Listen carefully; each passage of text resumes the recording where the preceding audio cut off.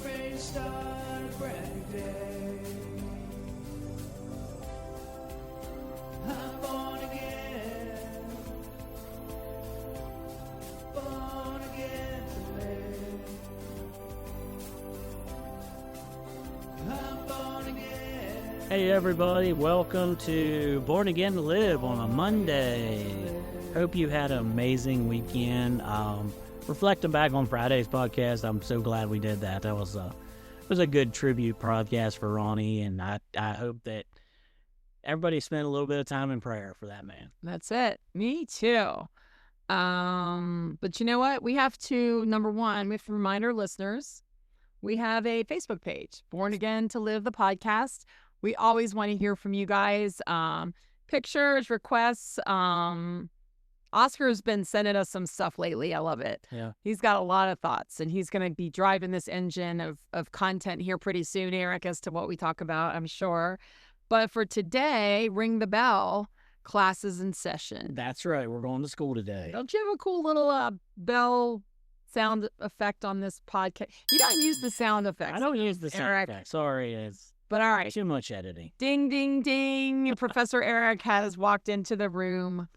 Oh, so as I said, I was messaging Lindsay, and I've messaged a couple people, and I said, hey, what do you want to hear about on the podcast? Because sometimes it's hard for me to come up with what to say, and I depend on God speaking to me, and he usually does pretty good about telling me, but I'm just who I am, and sometimes I'm busy, and I don't hear him, or I don't listen, or whatever it is. Mm-hmm. So I needed some topics, and one of my people, Janelle, she was at the store, and I said, hey, if you actually listen to our podcast, what would you want to hear about? Yeah. Because she doesn't listen, so I make fun of her. She used to listen a little bit here and there and sketching, but she doesn't really listen. But anyways, the topic she wanted to hear about, and she said she's really been watching a lot of TikTok videos on this guy who uses the Bible to prove science. Not science to prove the Bible, but the other way around. Mm-hmm. And she's like, it's really interesting to me how they work together. Mm-hmm. And so I was like, all right, well, we can dig into it. And she gave me this first example as one of the things he talks about. Okay. So she said that she's like, I don't even know the scripture. I just know that he quoted the scripture that Moses told the people that you will set yourself apart or mark your sons Right. as set apart, and on the 8th day you're supposed to circumcise your kids. Yes. And she's like, so this guy was talking about how science has discovered the blood clotting chemical, whatever that name is, I can't whatever the blood clotting chemical is, peaks in a newborn on the 8th day. And I think she said the actual number, and I looked it up. I think it was like 120% higher on the 8th day than any other day. Interesting. And then right after the 8th day, it falls off. It's not like it stays maintained. Right. So the 8th day would be the perfect day to circumcise because the blood clots faster. Yeah. And that's one of those things. She's like, so God designed us for what he wanted us to do. And I'm like, yeah, that's exactly what that scripture says. So I think Amy has one of the scriptures. I do. Yeah, I've got them all pulled up Okay. here. Let's see here. All right. So in Genesis, going all the way back, Genesis, We guess this is the conversation with Abraham and God. yes. So this is chapter 17, verse 12. For generations to come, every male among you who is 8 days old must be circumcised, including those born in your household or bought with money from a foreigner, those who are not your offspring. Okay. 8 days old. Interesting. And that's what it makes me think, like, God could have picked any day. Well, he didn't say at least 8 days old. He said 8 days old. Made it very specific. Yeah. So. Yeah, it's not after, it's not before, it's that day. And why God said to tell Moses that, and that the medical community back then wasn't very good. Right. I imagine. I mean, I don't imagine you healed very quickly back then. But to do this and to just magically land on the exact day. It doesn't just happen Mhm. by chance. It's God's divine plan and purpose in creating creation the way he did. Right. And, the circumcision was an outward expression of who God's people were. They definitely look different, Yep. but it goes back to this sort of ancient terminology of cutting covenant and what that was all about. And so that was sort of that first cutting covenant with God is circumcision. It also tells us in Leviticus 12, verse 3, on the 8th day, the boy is to be circumcised. Doesn't say 7th, doesn't say somewhere between, 5 and 10. It tells us on the 8th day. And then even in the New Testament, in Luke 1, verse 59, on the 8th day, they came to circumcise the child, and they were going to name him after his father, Zechariah. So this was kind of leading up to the birth. John the Baptist. Mm-hmm. This was right. John the Baptist. He had to be on the 8th day too. That's right. That's right, because his father at this point had been muted because he didn't believe God for his word. And so, God just closed his mouth. And it wasn't until 8 days. Yeah. His mouth opened as they were about to name him Zechariah on the 8th day. No. And they're like, no, his name is John. And they're like, wait, what? This guy speaks now? Yeah. But again, God designed our bodies so that that's the day we have extra blood clotting. Yeah. To coincide with what his plan was. Absolutely. I don't know. When she brought that one up, I was like, I didn't even know that one. That's pretty cool. So then I went on the bunny trail of like, what else can we find that's a little odd like that? And I found a website that has 101 of them. And we're going to read them all to you today. Obviously. Take forever to do this podcast. No, just kidding. We picked out a few. And then I was reading the list to Amy, and I got to read this one because it's kind of funny. So the chicken or the egg. Yes. Right? The dilemma was solved in Genesis 1:20 through 22. All right. And I'll let Amy find it. It says, and we'll read that one. But that one was one that was interesting because I always hear that. And it's been a question of basically everybody's been like, I don't know. That's a good question. So let God answer it. All right. So Genesis 1:20 through 22. Yeah. Okay. And God said, let the water teem with living creatures and let birds fly above the earth across the vault of the sky. So God created the great creatures of the sea and every living thing with which the water teems and that moves about in it, according to their kinds, and every winged bird according to its kind. And God saw that it was good.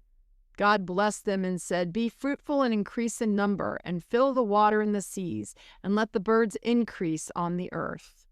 There you go. So it says, which came first, the chicken or the egg? This question has plagued philosophers for years, or centuries. The Bible states that God created birds with the ability to produce after their kind. Therefore, the chicken was created first with the ability to make eggs. Yet evolution has no solution for this dilemma. Right. Well, and we were talking earlier too, like how, in Genesis, God did not create a baby. He created a man. Like Adam was a man. So he just completely falls out of space and time as a full-grown individual. And he wasn't born out of anyone. He was made from the dust of the earth. So there was no one to give him that first birth. But that also makes a lot of sense. So then you'd have to create another man, another woman to give birth to this person. And so no, he was created out of the dust of the earth, but he was also created fully mature. So it makes sense that like when God's putting these birds to put a bunch of eggs on the ground and be like, all right, guys, hatch and learn what it means to be a bird, they're all probably going to die. So he created them fully mature animals capable of laying eggs. So the chicken did come before the egg. Yeah. And it's, again, science proved by the Bible. Science. I put two more examples on our outline. The one from Hebrews is one actually that kind of made me chuckle. Just because of what I've never really thought about it when I read this. Mm-hmm. And when you read it and you think about it with the science state of mind, yes, it's like, oh man, that's so smart. So Hebrews 11:3. Yes. Me, Eric, I like to read a little bit more. Can we start in 1? Sure. Because we just talked about this, sort of the faith in action. We talked about the parable last Thursday about, just knowing the word and not doing is like building your house on sand, right? So, Hebrews 11:1 says, "Now faith is confidence in what we hope for and assurance about what we do not see. This is what the ancients were commended for. By faith, we understand that the universe was formed at God's command, so that what is seen was not made out of what was visible." Boom. Yeah. And what that statement means is the atomic theory that, all matter is composed of particles that are invisible to the naked eye. Right. If the ancient Jews in creation time or whenever, they believed this, why is it so hard for us to believe that? I know. After all this time of science and discovery, we still can't figure out these basic origins of human life. It's because it really was never meant for us to know. Like, we weren't there. It happened once, and it's never like happening again. Once something's created, it's created. And so yeah, they had the faith to believe that God made it happen, and it says that they were commended for that. Like it takes faith, to believe some of this stuff, because we don't see it today, right? Yeah. But I also have heard pastors saying it takes way more faith to be an atheist than it does a Christian, because there is so much evidence that, stacks up against the argument. Just like I love when people talk about evolution, how it took us millions and millions of years to go from an ape to a person, yet there's not one fossil that shows an ape-like human, even some of the ones that they found, in the ice ages, that they said, oh, well, this was not a Homo sapien, but a different type of, they were trying to say it was sort of like a subhuman, one of those ape person things. Well, that even got, I think, obliterated with further data and DNA and things like that. So they're like, okay, so we don't really, there's not a single connecting fossil that shows these in-between species or whatever. And, the thing is, I think I was talking to you about this, Eric. This is sort of one of my favorite topics is cellular expression. And, because we're all human, right? We're all in the same species.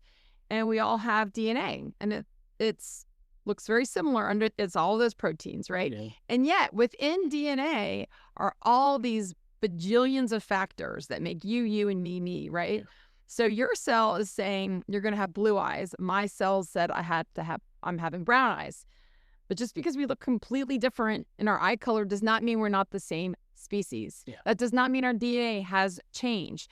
Some person can grow to a crazy height of 8 feet. Yeah. Some people don't even, break the 4-foot barrier.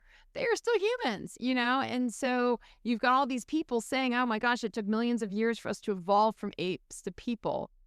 Nope. There is nothing, and there is nothing in the scientific record that shows that, even for a moment. Yeah. And yet we find fossils of all kinds of animals, but they've always just been that animal, Yeah. And yes, maybe the way that the human skull or our legs have shortened, or, they say that once upon a time our appendix, or, some of these vestigial organs that we don't need anymore. Like, yeah, maybe that's evolved, but it's all through cellular expression in our DNA. It is not a change in DNA. It is not an evolution of a species. And, one of my favorite books, if you're really into this kind of stuff, Michael Crichton, who is most famously known for writing Jurassic Park, right? That's his big. Everyone knows Jurassic Park. But he wrote a book called Next. But actually, even Jurassic Park, the whole series of movies now was generated off of that one concept. But they had a mosquito that had sucked some dinosaur blood, and if they could extract that blood and recreate these dinosaurs, right? So clearly this was a fascinating point for him. But anyway, in his book Next, it was all about that sort of designer DNA, right? And how we can, we're starting to isolate these genes, right? We're in real life. And this book, by the way, was written well before we were kind of doing that, really. But we're trying to isolate these genes that cause cancer and that cause this and da da da. But the book is all about taking these isolated genes and trying to commercialize them and trying to give people like these, these little, what are they called? Stem cells or, Oh, yeah. stem cells, injecting them with these stem cells to give them more, longer life or smart, more brain power, whatever. Anyway, it's a cool book, and it really does beg this question: how much do we really want to mess with what God has created, i.e., nature, if you're not a believer? And then in the back of the book, he talks a lot about the research that it took to get to a lot of these conclusions. And it's just, what I love about it, Eric, is it's a regular guy explaining this type of evolutionary, their mistakes, right? What we are believing about evolution and things like that. And he's kind of, what is the word? Debunking the myth about what we're saying about this kind of stuff. But he's not doing it in a scientific standpoint where we can't understand what he's saying. He's putting it in very much everyday language, which is what made him such a great writer in the first place. But I know I'm off topic, but yeah, You're good. the book next is all about DNA and evolution, and it's a super cool book. So I recommend reading it. If you like other podcasts, I've been listening to Lee Strobel a lot, who's the guy who did A Case for Christ. Yeah. And he was doing one on this exact same thing. But he talked about basically a life age of, no, it might not have been him. It might have been something. Anyways, another podcast I was listening to was talking about Earth age. Oh, yeah. And you know how they say we're 65 million years. Yeah. And dinosaurs died 65 million years ago, and that's why we have fossils. And then he goes, okay, well, just explain to me how they found a bone in Texas that's a Tyrannosaurus T-Rex. Yeah. Tyrannosaurus Rex. Yeah, there you go. T-Rex femur that Mhm. still had bone marrow in it. Whoa. And it is C14 carbon dating will show that that's like between 5,000 and 6,000 years old. Yeah. And that then they found another one that still had flesh on the outside of the bone, and there's no way that could last that long. The most the flesh can actually stay for is like 6,000 years. Interesting, right? Yeah. Very So interesting. he talks about those things on there, and he's like, so don't let these people tell you that all this has to be this way. And he said the thing that the evolutionists will not recommend or will not own up to is that the Great Flood changed everything. Mm-hmm. Yeah. That's what changed their whole world. Like how you got fossils on Mount Everest when the water should have never been that high. Right. Like he talks about those things, and it's like, but they never ask you about the bone marrow or the flesh on a dinosaur bone that cannot possibly have lasted that long. Yeah. So he does a good job, whoever it was, I forget which place it was, but it was a really good podcast on that. Well, and doesn't every scientist is forced with having to admit the world at one point was covered in water, right? Like every single one, that is an undeniable part of the Earth's history. Yeah. And I even heard one here yesterday or the day before. A guy was talking about they found writings from a Chinese dynasty that was around 33 AD or 33 AD. That they had a writing that said something about the sun and moon switched places for a day, and the man from heaven was a sacrifice. Wow. And it's like, so ancient Chinese writing who have no Christian base at all talk about Jesus. Well, and didn't we also, I can't remember, I think this was a big blue discussion we had one Saturday night, but it was about how when Jericho, it was Joshua that told, the sun to stay in place and they could win that.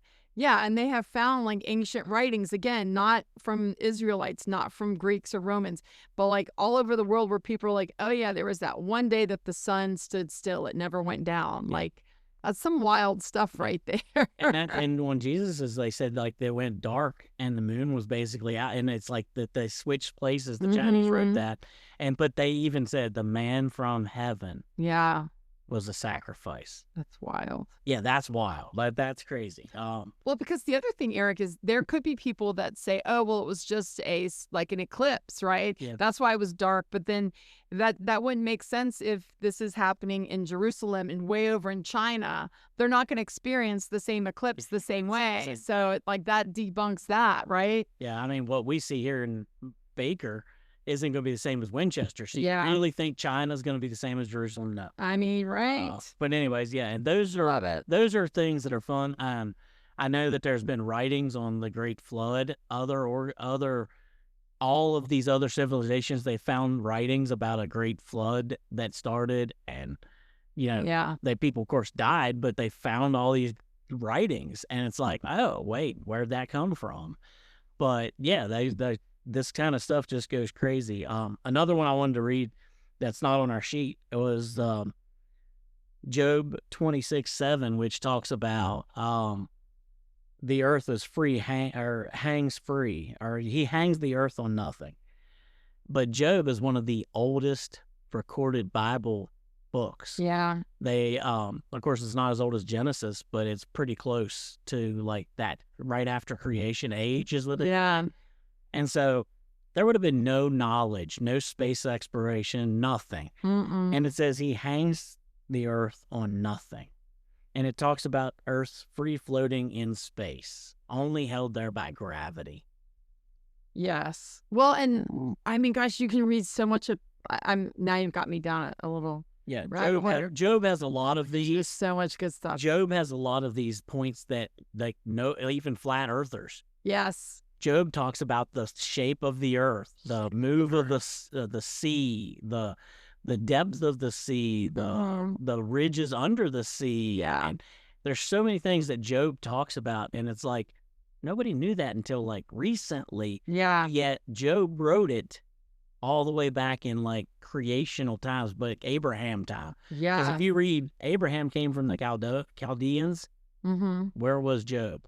He was a Chaldean. Mm. So those two have been linked to being similar times, as when Abraham was called out of Chaldean, is when Job lived.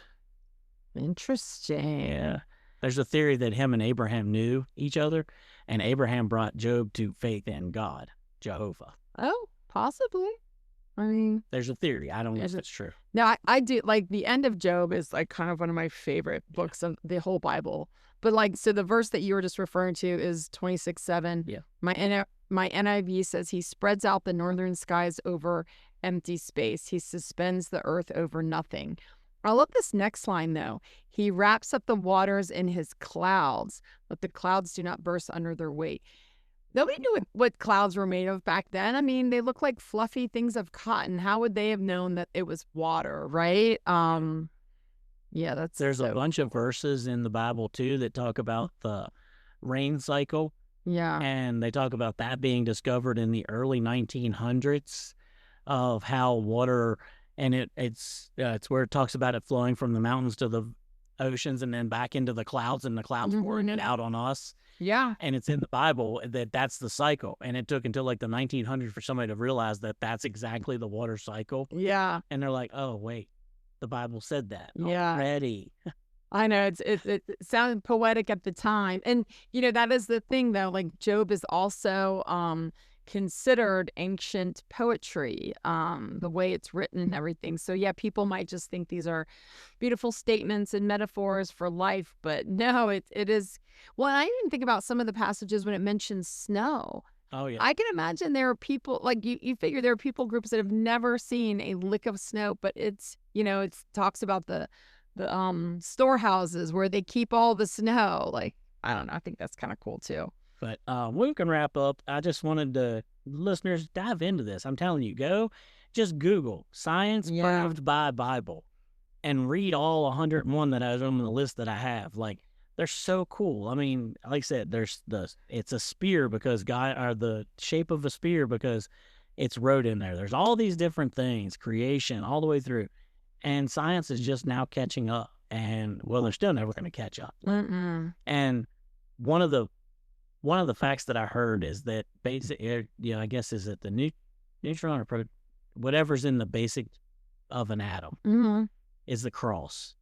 Oh yeah, it's called Lamiton. Yeah, there you go. Yeah, everything is like kind of all the negative space in between all the other things is this structure called Lamiton or Lamison, I think. Yeah. But yeah, when you look at the DNA makeup of it, or it's in the shape of a cross. So when he says he holds all things together, Yeah. Christ really does hold all things together. And he does. And yeah, that was way created and designed by God, not random. Yeah. So Oh, I want to leave the listeners with if you want to do some YouTubing, I think it's Louis Giglio who does The World is a Golf Ball. And he talks about how small our Earth is compared to like these distant stars. And it's a really because I think he does end on that with the Lamiton, whatever it's called.